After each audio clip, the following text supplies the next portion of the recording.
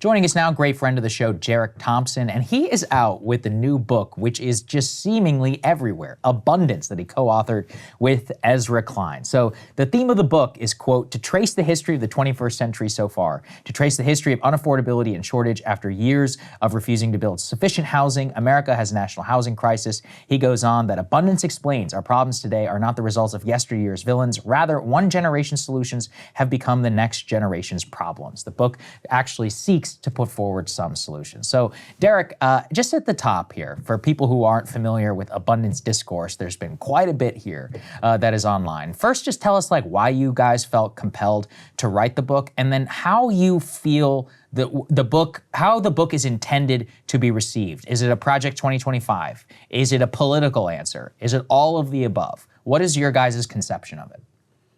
It's a great question. I love this way of beginning. So we started writing this book 2.5 years ago when we were motivated by and scandalized by exactly what you said, the crises of manufactured scarcity in the 21st century. Why aren't there enough homes? Why isn't there enough clean energy? Why is governance, often in blue cities and blue states, so bad that it seems to be driving many people away?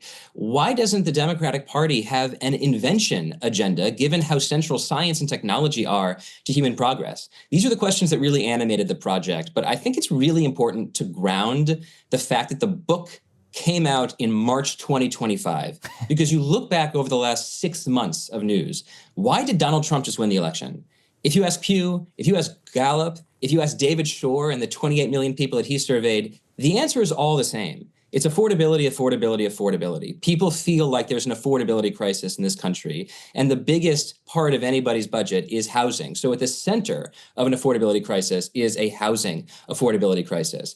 Donald Trump won because of an affordability crisis, and my feeling is he came into office and could have said, I'm going to govern as a Texan Republican. I'm going to make it as easy as possible for us to build homes. I'm going to do everything I can to drive down the cost of housing. But instead, one of the first things he does is to raise tariffs on Mexico and Canada. That's a 25% bump on the cost of lumber and drywall gypsum, which we get from Mexico. The lumber comes from Canada. This is a plan to treat scarcity of housing with yet more scarcity. So I really want to emphasize the degree to which we strongly believe that there is a totally different way to think about growing the supply of the most important things in this country. Got it. So you have a lot of critics on the left. You also have some fans on the left, but you have a lot of critics on the left. I'm not a hater of abundance, but my own assessment is that it misses some things, and maybe it's not meant to be a complete ideology, which is part of what I want you to respond to. Because, with housing in particular, I'm in favor of a more YIMBY mindset of reducing these zoning regulations, et cetera. But we can put this tear sheet up on the screen, guys. Zephyr Teachant had, I think, a good response to the abundance, to your book and some of the ideas offered therein. And she says basically look, some of these things have been tried, and it hasn't really solved the problem. She points to a study from the Urban Institute of Land Use Reforms across 1,100 plus cities from 2000 to 2019, found that those sorts of reforms increased the housing supply by only 0.8% within 3 to 9 years of passage.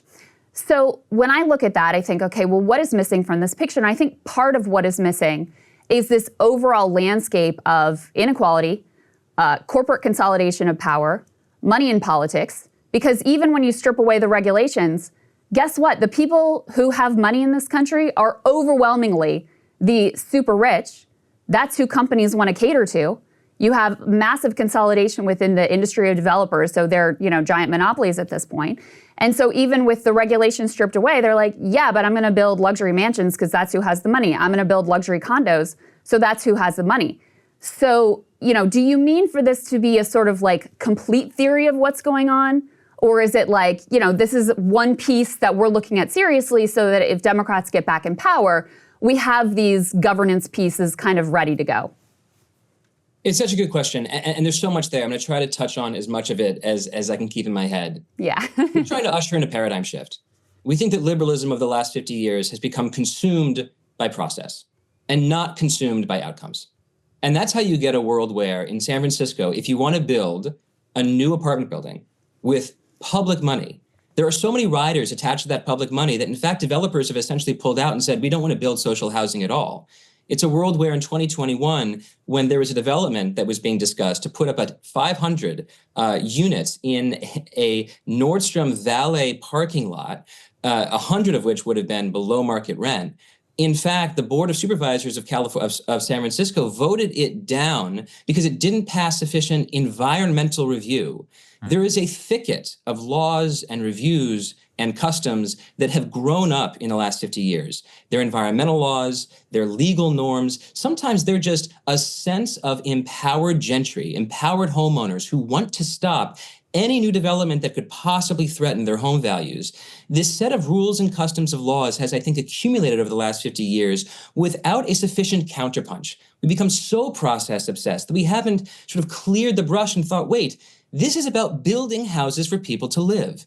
You mentioned the fact that we live in a time, I think, of concerning income inequality, absolutely, and even incipient oligarchy. But I would frame it a little bit this way.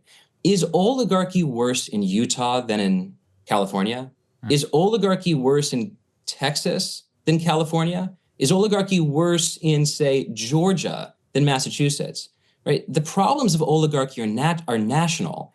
And yet we very clearly see that different cities and states have tremendously different outcomes when it comes to the ability to add housing. So I would say actually to respond to that directly, I actually do think the problem of oligarchy is worse in a place like, or at least inequality, is worse in a city like San Francisco, New York, Miami, places that are magnets not just domestically, but globally for the richest of the rich. You end up with this sort of super class of people who can spend the millions and millions of dollars that it takes, and then an underclass of people who are there to serve them who can't afford rent. So which gets to another one of my questions to you, and one of the critiques that I've seen of the book and the paradigm shift contained therein, is that there's a couple of assumptions that are taken here. One is that the right way to organize our society is having these giant megalopolises, the San Franciscos, the LAs, the New Yorks of the world, where, it wasn't always the case. We used to have thriving manufacturing and other industry throughout the country, so people were more widely spread out. Obviously, that helps with being able to afford housing because you just have a more dispersed population. That's number one. And then number two, related to that, is the focus too much on these cities? So, and this gets back to the question of whether this is a governing agenda, a political, like electoral political agenda, or both. Because obviously, Democrats have slid a little bit in the cities, but they still perform really well in these giant cities. We don't really need the Democratic Party to do better in San Francisco. So is the project also a little too focused on these giant urban city centers and taking for granted that that's where the core of, American innovation and prosperity and just population density should really be? I love this question. There's so much here. Let me try to consolidate it into an answer that matches everything you put on the table. Let's say the outcome that you cared about, because we believe in an outcome-based liberalism. Let's say the outcome that you really cared about was income inequality. Well, of course, you would want there to be a tax and spend redistribution policy, right? You might want to expand the EITC. You might want to expand child tax credits. You might want to expand welfare. All of these are important. But if you're really interested in reducing inequality, I think you should be absolutely obsessed with urban housing policy. The Harvard economist Ross Chetty has pointed out that upward mobility in this country, when you build a map of it and see, who has the best chance of being born into a lower or working class and working their way into the upper middle class, it's in these cities. It's close to these cities. If we want to give more Americans a chance to move forward in their life, we should make it easier for people to live where they want to live, especially if those are some of the highest, most productive, most highly productive cities in the country. And in fact, Krystal, for much of the last century, this is how American migration worked.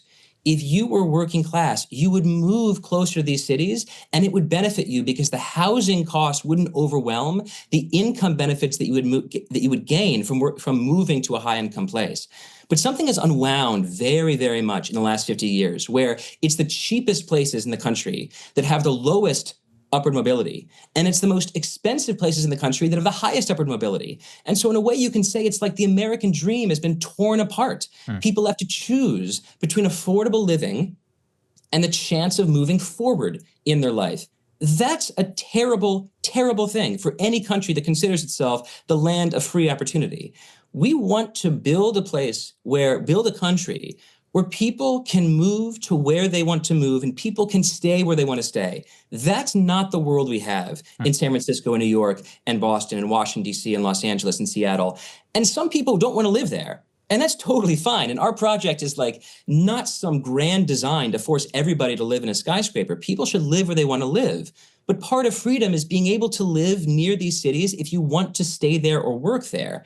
And that's where it's unbelievably urgent, I think, for the liberals and the Democrats who hold so much power in these places to use that power as an advertisement for our cause, to say, look what happens when you give us the reins and you give us all of the authority. We produce outcomes like affordability and upward mobility and low crime and fantastic living arrangements for people. Instead, right now, what's happening is that many blue cities and blue states have turned into anti-advertisements for the liberal movement.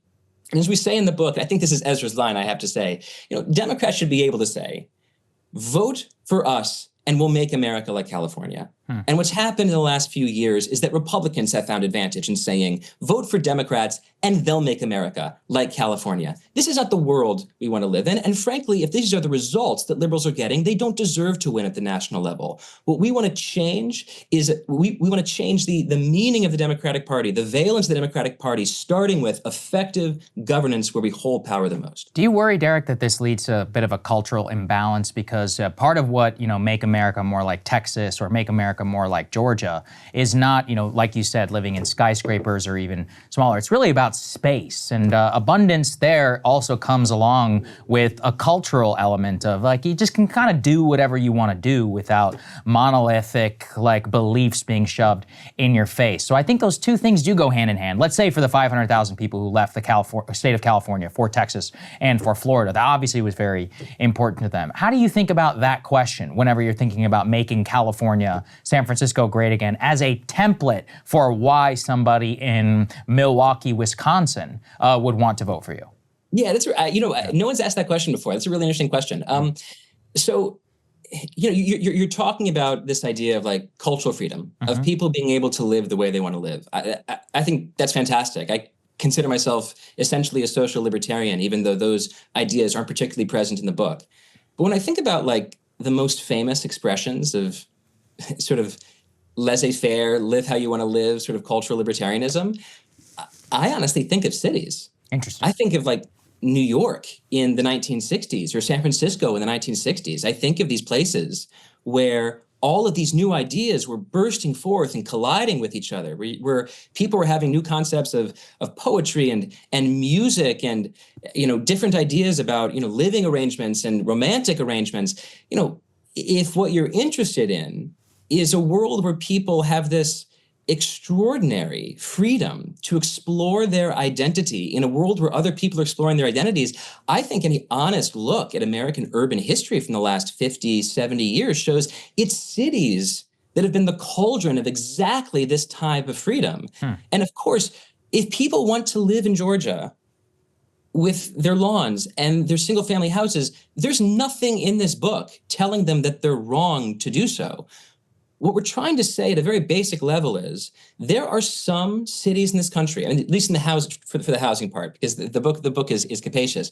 In the housing part, there are some cities where the rules that we have created have made it impossible for market conditions to work. And while markets are not perfect, one thing they're very good at doing is matching supply and demand. And right now you have this enormous demand to live in places like Washington, D.C. and New York, San Francisco, Los Angeles, but you have constraints to supply.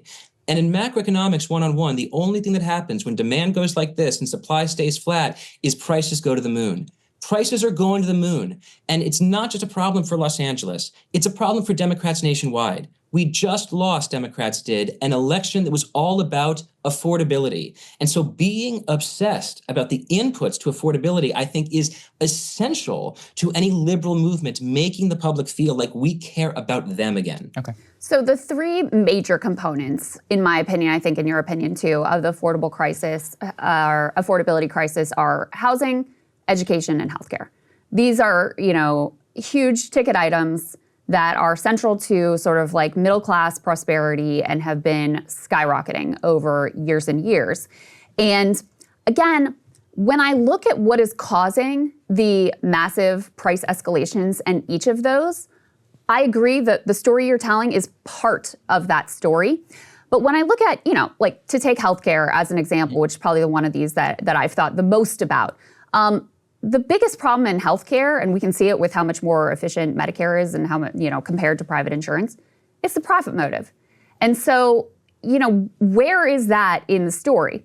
Because some of the suggestions you make about how to make healthcare more affordable, it sort of reminds me of back during the Obamacare debate when Republicans were like, we've got a healthcare plan too. You can sell plans across state lines and that'll fix everything. It's like, well, that might make things a little bit better. But really, the profit motive and the fact that you've got all these middlemen who are taking their cut and, we're getting screwed on drug prices and we're getting screwed in, the pharmacy benefit managers, every single step of this process, that's really the core of the story here. So, I was listening to Ezra in one of his interviews, and he was sort of chiding the progressives and the left for looking at models overseas and say, oh, we want to be more like them. He's like, well, you should want to be better than them. Okay, fair enough. But it's also true that if we just were doing as well on healthcare as the rest of the developed world, we would be in a much, much better place. And while I'm sure that, you want to have more doctors be able to come in the country, more H-1Bs for this, and you have additional reforms that you offer, I'm sure those things would help. But they would help in the way that sort of like Obamacare had made it a little better. But the problem is still at its core unresolved. The way I think about this, again, I think there's a lot of use to being really clear about what outcomes you're looking for.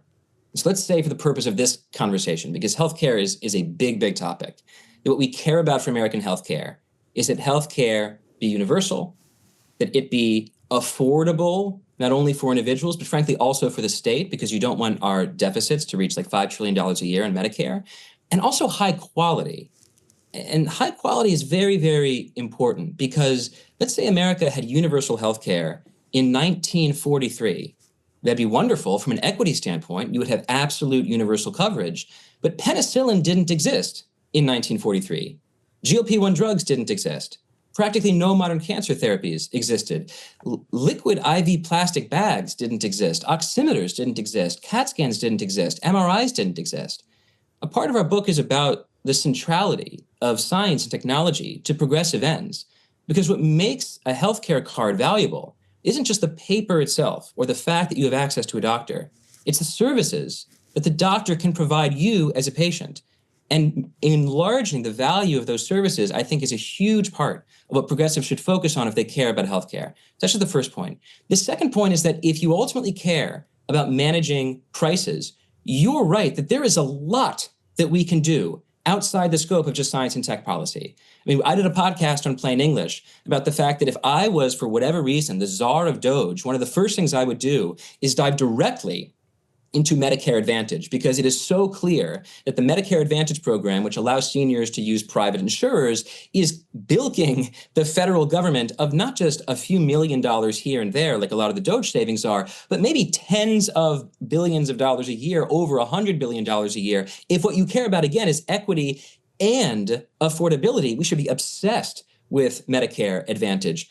The other point I would absolutely grant you is that while I don't consider antitrust, anti-monopoly policy to be utterly central to and core to my vision of progress in America, there is no debating the fact that in many healthcare industries like dialysis and healthcare consolidation, we have very clear evidence that economists have made quite plain that consolidation in these industries and market concentration is driving up costs for patients and driving quality down. So this is a place where when it comes to process, when it comes to the tools at my disposal, I don't feel particularly jealous about any one set of tools that is more popular on the left or the center or the right. What I'm focused on, and one thing I think this book is trying very hard to get people to see, is outcomes. If you want healthcare that is equitable and affordable and high quality, there are different levers you can pull in different ways. And it's not as if there's going to be one policy that fixes all these things at once. Another question I had for you, Derek, we can put G3 up on the screen. This was, I thought, an important sort of like contextual critique, given that it is coming out in March of 2025, and we are watching the, Doge onslaught, like destroying key functions of the government, et cetera. This was from someone who gave a pretty favorable review, actually, to the book in Democracy Journal. And he said, listen, it's too early, but Doge onslaught poses a unique challenge on both sides, saying you can do efficiency but right concedes the thing we shouldn't, that Doge is something other than a billionaire on a ketamine bender plundering and dismantling the government. Indeed, I say it in the piece, but worth emphasizing as Doge takes place, the idea that quote unquote good governance is some democratic protection here against right-wing forces feels pretty flat. The CFPB was designed very well. That didn't matter. And, what he's gesturing towards there is the fact that, okay, but then when you have the richest man on the planet come in and say, yeah, but I don't like this, all of the planning and the good governance and the fact that the CFPB actually deliver for people, it ends up not really mattering if you don't tackle that core problem of the way that money has captured our politics and the way that, billionaire and corporate interests are far more represented by our political parties than the interests of the people that that you want to serve and that you want to make life better for, and I do too. Yeah, I love Mike. Mike is an absolute genius. I do not agree with the sentiment expressed in those tweets. I agree with so much of his review. I just don't agree with the sentiment expressed in those tweets. Saying that government should do efficiency but right does not in any way grant Elon Musk any kind of credit at all. It is very easy to put two things on the table. Number one, that Doge is an absolute disaster. And number two, that as an entirely separate matter, government should be obsessed with efficiency. So Doge is a disaster. Yes. I mean, they tried to reform the Department of Energy to be more about nuclear security and accidentally gutted the only administration within DOE that has the words nuclear security in the title, right? They tried to reform the FDA and fired some of their most talented probationary employees. I think Doge is a mess, period. Close the door there. Let's talk about government efficiency for a second. The Biden administration in the bipartisan infrastructure bill allocated and authorized $42 billion for rural broadband, right? Biden and Buttigieg called this bill the most important infrastructure bill passed in something like 40, 50, 60 years. But what happened with rural broadband? They authorized $42 billion to extend internet coverage for America's most underserved communities. And now, 4 calendar years after that bill was passed, practically nobody has been hooked up to the service. And it's in part because the government created a 14-step process for 56 different states and localities to fill out. And it was so cumbersome and so impossible and so damn annoying that today only 3 of the 56 have actually gotten all the way through the process. And now Trump's going to come in and gut the entire program and just hand the whole thing to Starlink. That's not government working well. That's government associating success with how much money you can tell people you've authorized or spent, with rather than associating success with how much you actually build, right? That's the world we talk about over and over again in this book. It's a world where California authorizes $33 billion to build a high-speed rail system in California that does not exist. It's a world where the Chicago mayor, Brandon Johnson, bragged on Twitter 2 weeks ago that he spent $11 billion building 10,000 affordable housing units in Chicago. That's $1.1 million per affordable housing unit in the Midwest. That's pathetic. That is government at its most inefficient. That's government as an ineffective disaster. Yeah. And what Democrats need right now. I don't disagree. Sure. Yeah. Go ahead. Well, Okay. I was just going to say I don't disagree with any of that.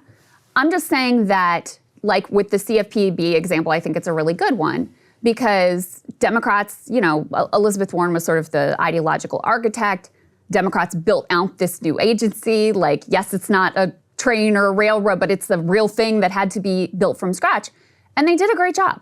But it didn't matter because Elon Musk could spend $250 million in a presidential election and come in and destroy it. So that's what I'm saying is just, I feel like that piece is missing and it's important. And so if it's going to be a complete, paradigm shift and a sort of like guidebook for how Democrats should approach both politics and governance going forward, I just personally looking at the data, that part feels so central to me that it's notable that it's not there.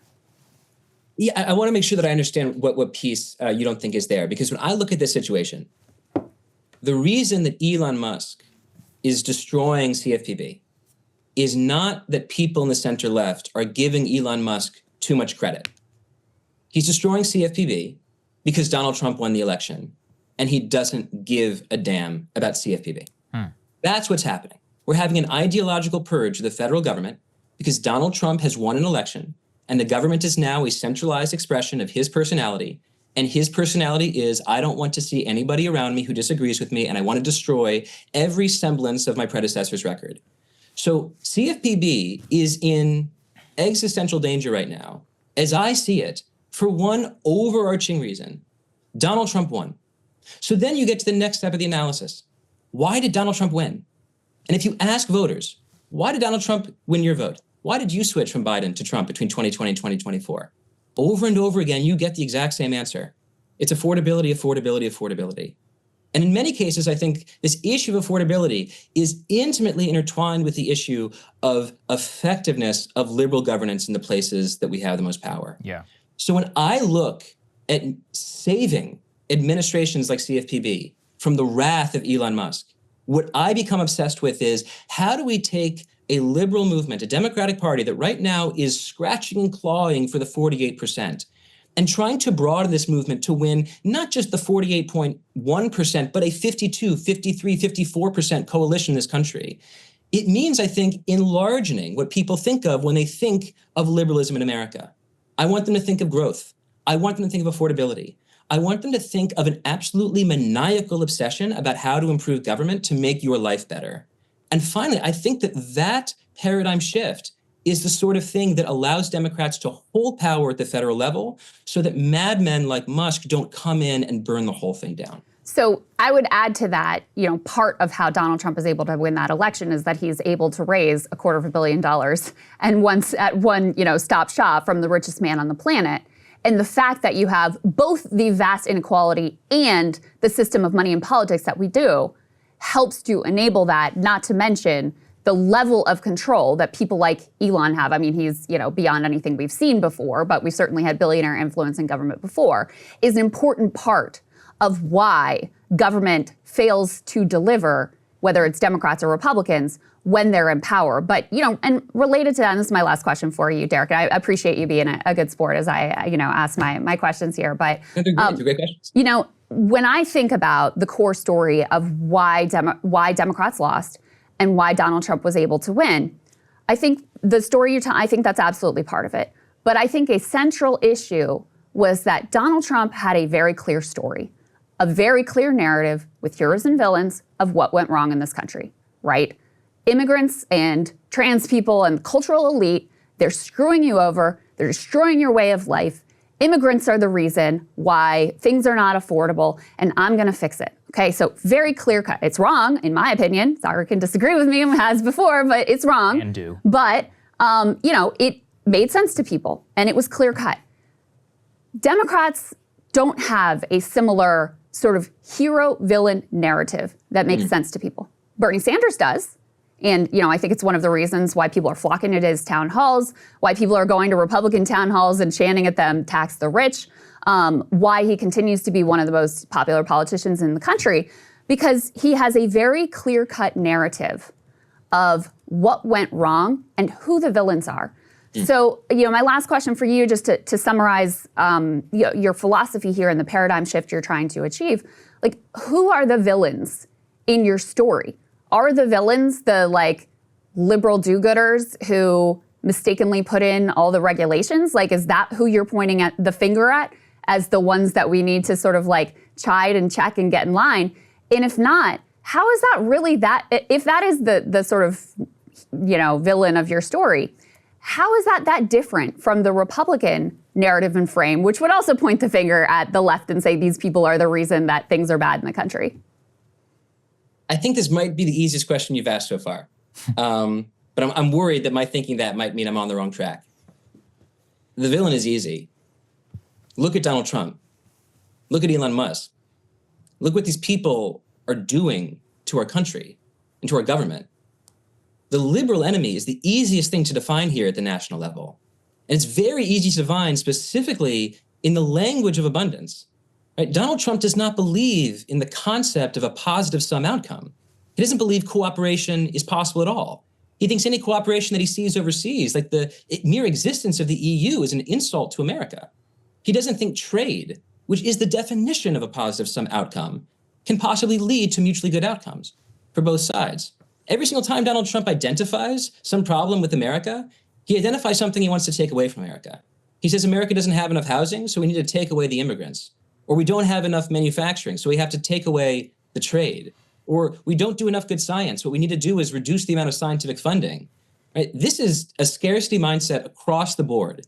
And in juxtaposition to that, I think an abundance mindset and an abundance book and an abundance message rings very, very clearly with this sort of clear-cut hero-villain dynamic that you're drawing, right? The distinction could not be more crystalline. But to your point, I don't want to hide the ball here. This book and our critique absolutely forces liberals to take a look in the mirror. And it does so not because we want to give aid to Republicans or because we want to, sell books by looking like we're apostates from within the liberal movement.